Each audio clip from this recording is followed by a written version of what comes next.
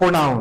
Pronoun কি, pronoun কেন ব্যবহার করা হয় এবং প্রোনাউন কত প্রকার, আমি আজকে চেষ্টা করব এই বিষয়টি একদম সহজভাবে বুঝিয়ে দিতে, যাতে সহজে সবাই শিখতে পারে। তো চলো ভিডিওটা শুরু করি।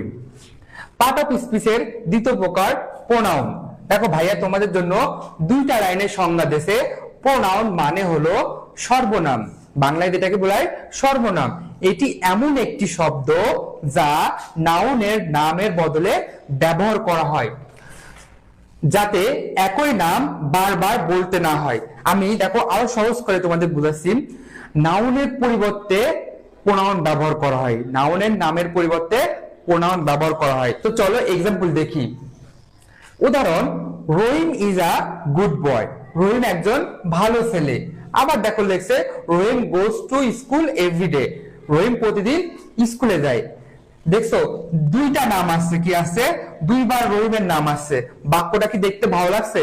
না, দেখতে ভালো লাগছে না, বলতেও ভালো লাগছে না। তো আমরা এই প্রথম তো আমরা নাউন ব্যবহার করছি, দ্বিতীয়বারও আমরা নাউন ব্যবহার করবো না। দ্বিতীয়বার আমরা কি ব্যবহার করবো, তো এই নাউনটা উঠায় প্রোনাউন ব্যবহার করব।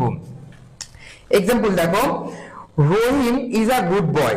এই যে রহিম আমি দাগাইছি, রহিম, এই রহিমটা এখানে আমরা লিখবো না, এটা না লিখে আমরা কি লিখবো বলতো, রহিমের প্রোনাউন কি, হি। যেহেতু রহিমের ছেলে, তাহলে ছেলের ক্ষেত্রে প্রোনাউন কি হয়, হি হয়, আর মেয়েদের ক্ষেত্রে শি হয়। এই জন্য আমরা এখানে হি লিখছি।